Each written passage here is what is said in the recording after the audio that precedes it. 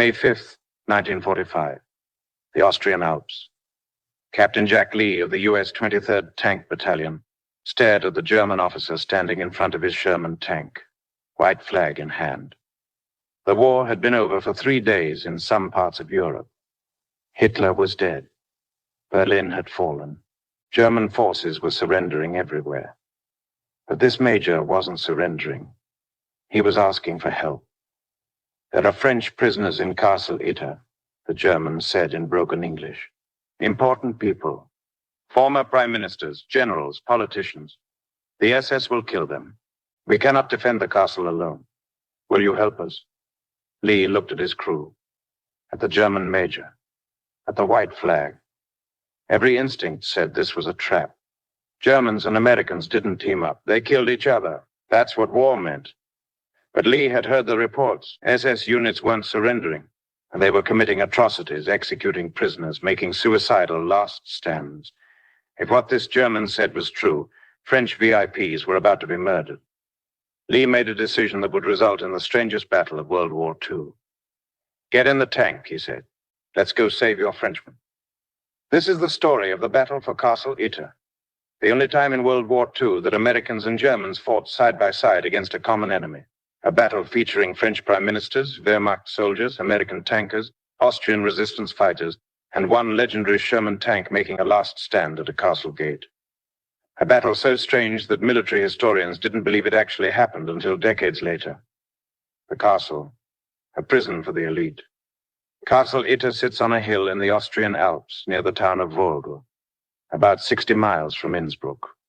A medieval fortress converted into a luxury residence in the 1800s. Scenic mountain views, comfortable rooms, the kind of place tourists would pay to visit. The SS turned it into a prison in 1943. But not for ordinary prisoners. Castle Itter was designated for prominent prisoners. People too important to kill immediately, but too dangerous to leave free. Former government officials, military leaders, political figures from occupied France. The prisoners at Castle Itter in May 1945 included Édouard Daladier, former French prime minister, had been in office when France declared war on Germany in 1939. Hitler blamed him personally for the war. Paul Reynaud, another former French prime minister, had refused to surrender to Germany in 1940 and wanted to continue fighting from North Africa. The Germans considered him a war criminal. Maurice Gamelin, former supreme commander of French forces, blamed for France's defeat in 1940. The Germans kept him alive as a propaganda symbol of French military incompetence. Maxime Weygand, another French general, had replaced Gamelin and negotiated the armistice with Germany. Complex relationship with the Germans. They imprisoned him anyway. François de la Roque, French politician and war veteran, founded a major political movement in France during the 1930s. Marie-Agnès Caillou, sister of Charles de Gaulle, imprisoned because of her relationship to the leader of Free France. Michel Clemenceau, son of Georges Clemenceau, the French prime minister during World War I, plus several other French military officers, politicians, and their family members. These weren't random prisoners.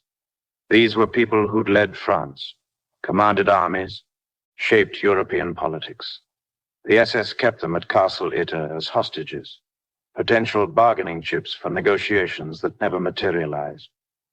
The castle was guarded by a small SS detachment. Not frontline soldiers, rear echelon troops tasked with guarding prisoners who weren't expected to escape from a fortress in the middle of the Alps.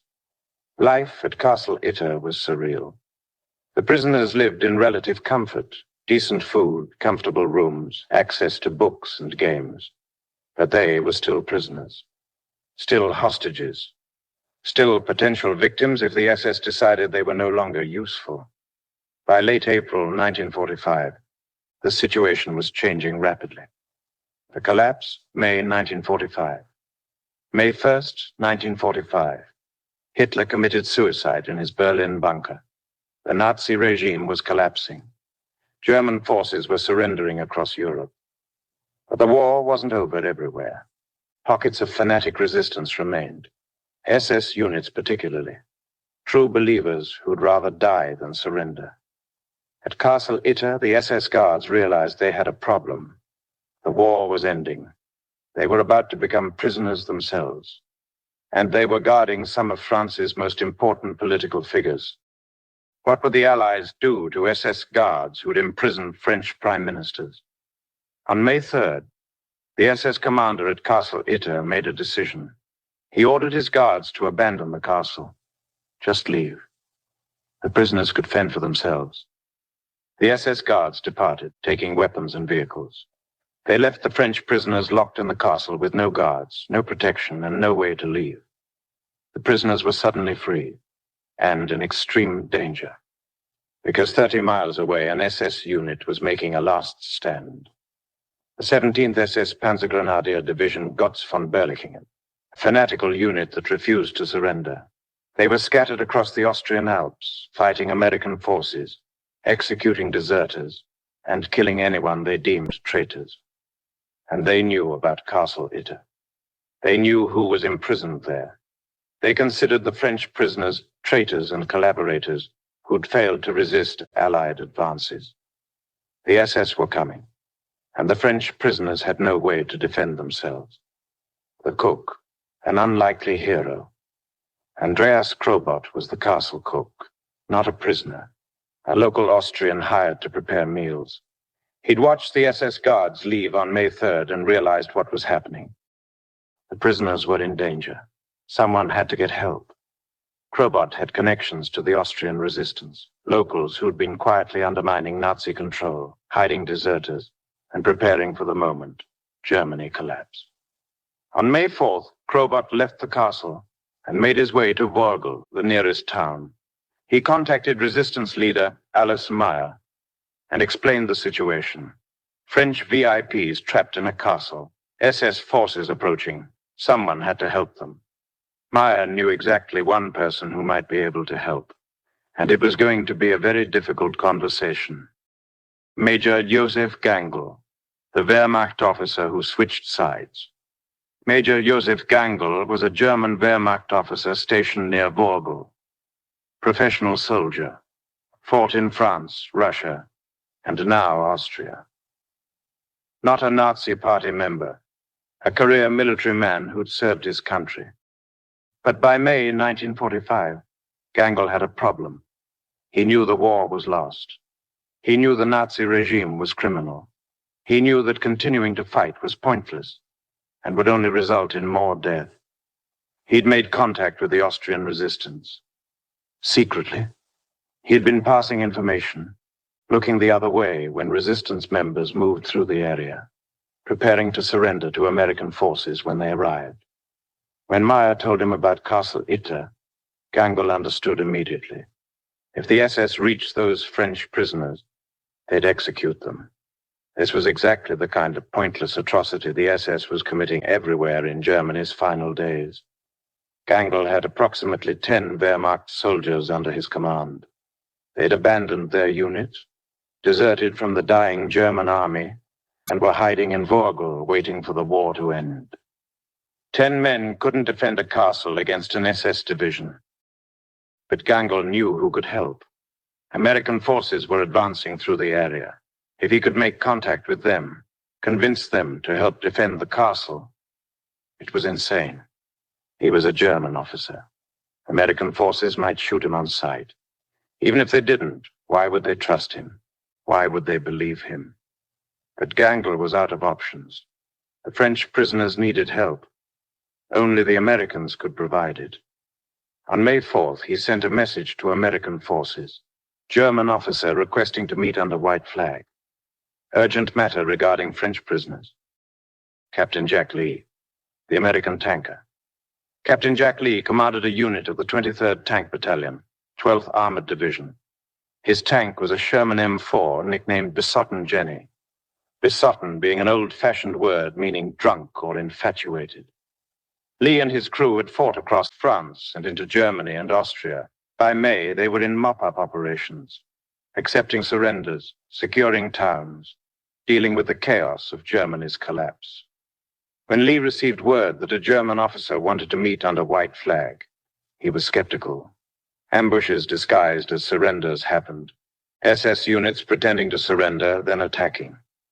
But protocol required meeting anyone under a white flag. Lee agreed. May 5th, morning.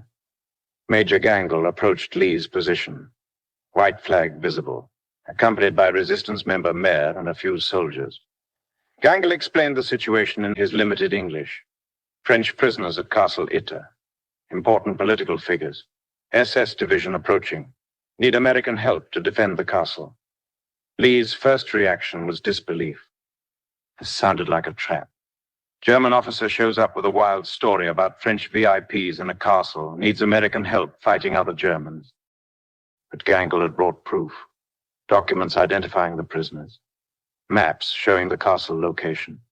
Details about the SS unit's movements. And Gangl made an extraordinary offer. He and his men would fight alongside the Americans. German and American soldiers together defending the French prisoners against the SS. Lee consulted with his superior officers by radio. The response was essentially, "You're on your own.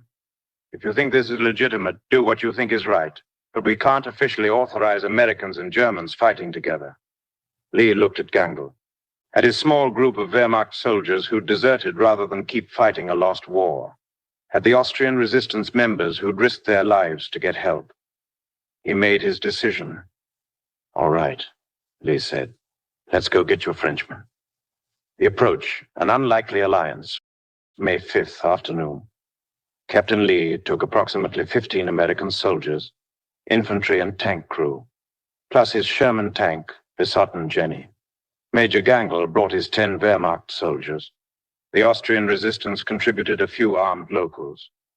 This mixed force, American, German, and Austrian, moved toward Castle Itter. The journey itself was surreal. American and German soldiers traveling together, not as prisoner and captor, as allies. Some of Lee's men were deeply uncomfortable. They'd been fighting Germans for months or years. Now they were supposed to trust them, fight alongside them. Lee addressed his men directly. "These Germans are deserters. They've abandoned the Nazi cause. They're helping us save French prisoners from SS killers. We can shoot each other tomorrow. Today we work together." Gangl told his men something similar. The war is over. Fighting for the Nazi regime is pointless. Fighting to save innocent people from murder is honorable. Today we're soldiers again, not party members. The combined force reached Castle Itter in the afternoon. The French prisoners were astonished. Former Prime Minister Reynaud looked out the window and saw an American tank. Relief flooded through him. They were saved. Then he saw German Wehrmacht soldiers alongside the Americans. His relief turned to confusion. What was happening? Lee and Gangl entered the castle and explained. The SS was coming. A combined American-German-Austrian force would defend the castle. The French prisoners should take shelter in the most secure parts of the castle and stay away from windows. Daladier, former prime minister who'd declared war on Germany, shook hands with a German Wehrmacht major who was risking his life to save him. Reynaud, who'd refused to surrender to Germany in 1940, was now being protected by German soldiers. The surreal nature of the situation was not lost on anyone. These French leaders had spent years as prisoners of Germany. Now Germans were preparing to die defending them. But there was no time for philosophical reflection. The SS were approaching. The defense, preparing for battle. Castle Itter was not designed for modern warfare. Medieval fortress converted to luxury residence. Good defensive position on a hill, but not fortified against artillery or sustained assault. Lee assessed the situation tactically. The castle had a main gate accessed by a narrow bridge. High stone walls. Multiple buildings inside the courtyard. Elevated position with good sight lines to approaches. Advantages. Elevation. Narrow approaches. Stone walls providing cover. Disadvantages. Only one vehicle. Besotten Jenny. Limited ammunition. Small defensive force, approximately 30 fighters total. No artillery support. No reinforcements available. The plan was simple. Position Besotten Jenny at the main gate to cover the bridge and road approach. Place riflemen at windows and on walls, covering all approaches. Create defensive positions inside the courtyard in case the walls were breached. Prepare the French prisoners to evacuate if the position became untenable. But there was a complication. The French prisoners didn't want to hide. Several of them had military experience. Gangl and WWII were generals. They insisted on fighting. Lee was reluctant. These were VIPs, former heads of government. But they argued they'd rather die fighting than be executed hiding in a basement. Lee compromised. The French with military experience could carry. Lee compromised. The French with military experience could carry rifles and help defend the walls. But they had to stay behind cover and follow orders.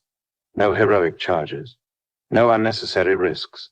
Their job was to survive, not play soldier. The former generals, Gangl, WWII, and others, accepted weapons from the Wehrmacht soldiers. It was a bizarre sight. French commanders who'd led armies against Germany, now armed by Germans to fight other Germans. Weapons were distributed. The defenders had a mix of American M1 Garons, German Kar-98K rifles, MP-40 submachine guns, and a few machine guns positioned at key points. Ammunition was limited. No resupplies coming. Every shot had to count. Lee positioned Besotten Jenny right at the gate. Her 75 mm cannon aimed down the bridge. The tank's machine guns covered the flanks. Gangl's men took positions on the walls alongside Americans. Austrian resistance fighters covered the rear approaches. And then they waited. The attack. The SS arrives. May 5th. Late afternoon. Scouts reported movement. SS troops from the 17th Panzer Grenadier Division advancing toward the castle. Not the full division. Scattered elements, perhaps a company strength force of 100. 150 men, supported by machine guns, mortars, and an 88 mm anti-tank gun they'd dragged into position. These weren't the ragtag guards who'd fled the castle. These were hardened SS fanatics, ideologically committed to the Nazi cause. They'd been fighting rearguard actions against advancing allies, refusing to surrender, executing anyone who tried. The SS knew the castle held traitorous French prisoners. Capturing or killing them would be a final act of defiance against the collapsing Reich. The battle began with probing attacks. SS riflemen advanced up the hill, using trees and rocks for cover. Machine gun fire raked the walls. The defenders opened fire. American and German rifles cracked in unison. Besotten Jenny's coaxial machine gun chattered, cutting down advancing SS troops. The French prisoners contributed. Reynaud and Daladier fired from windows, their shots deliberate and accurate. WWII directed fire from a tower, calling out targets like he was back on the Western Front. But the SS pressed on. Mortar rounds began falling inside the courtyard, exploding against stone walls, sending shrapnel flying. One round wounded an American soldier. Another killed a Wehrmacht defender. He realized they needed help. The castle's phone line was still operational, connected to the outside world. Gangl used it to call his contacts in Vogel, who relayed a message to American forces. Castle Itter under attack by SS. French VIPs in danger. Send reinforcements immediately. Major John Kramers of the 142nd Infantry Regiment received the message. He was skeptical. Germans and Americans fighting together. But he dispatched a relief force anyway. Infantry supported by tanks and artillery. Back at the castle, the fighting intensified. The last stand. Besotten Jenny's sacrifice. The SS brought up their 88 mm gun. A fearsome weapon that had destroyed countless Allied tanks. They positioned it on a ridge overlooking the bridge and opened fire. The first round slammed into Besotten Jenny's hull. The tank shuddered but held. Her armor deflected the hit. The crew fired back, the 75 mm cannon booming, but the range was tricky. A second 88 mm round hit the tank's track, disabling mobility. Besotten Jenny was now a static pillbox, but still fighting. SS infantry charged the bridge, trying to overwhelm the gate. Machine guns from the walls mowed them down, but they kept coming. Grenades exploded against the gate. Rifle fire poured from both sides. Major Gangl moved between positions, directing fire, encouraging his men. He exposed himself to grab a wounded American and drag him to cover. Then a sniper's bullet found him. Gangl fell, killed instantly by an SS marksman. The Wehrmacht soldiers he'd led paused for a moment, then fought harder in his memory. Lee took command of the combined force. Ammunition was running low. The SS were preparing another assault. If they breached the gate, it would be hand-to-hand fighting in the courtyard. One more 88mm round hit Besotten Jenny square on. The tank erupted in flames. The crew bailed out, scorched but alive, grabbing rifles to continue the fight from the walls. The defenders were down to their last magazines. The French prisoners reloaded weapons, passed ammunition, and fired when they could. It looked like the end. The relief. Reinforcements arrived. Suddenly, from the valley below, the sound of engines and gunfire. American tanks from the 142nd Infantry Regiment crested the hill, their cannons firing at the SS positions. The relief force had arrived, just in time. The SS, caught between the castle defenders and the advancing Americans, broke. They retreated in disorder, leaving their dead and wounded behind. Some tried to surrender, others fled into the woods, only to be hunted down in the coming days. The battle was over. It had lasted about 6 hours. Casualties. 1 defender killed, Gangl. Several wounded. SS losses. Dozens killed or captured. The French prisoners emerged from the castle, shaking hands with their rescuers. Daladier and Reynaud thanked the American soldiers and the German Wehrmacht men who'd fought beside them. Captain Lee surveyed the smoking wreck of Besotten Jenny. His tank was gone, but the mission was accomplished. The aftermath. A forgotten battle. The battle for Castle Itter ended on May 5th, 1945, 3 days before the official end of the war in Europe. The French VIPs were evacuated to safety. Many returned to France, where they played roles in post-war politics. Reynaud and Daladier resumed their careers. De Gaulle's sister reunited with her brother. Captain Jack Lee received the Distinguished Service Cross for his actions.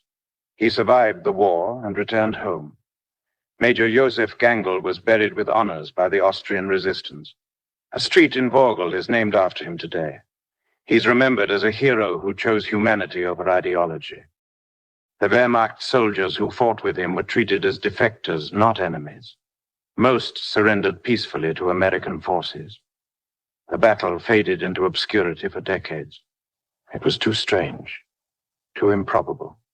Americans and Germans fighting together sounded like a tall tale. But in the 1960s, historians uncovered documents, interviewed survivors, and confirmed the story. Stephen Harding's book, The Last Battle, 2013, brought it to wider attention. Today, Castle Itter is a hotel. Tourists visit, unaware that it was once the site of World War II's strangest battle, a moment when enemies became allies to fight a greater evil.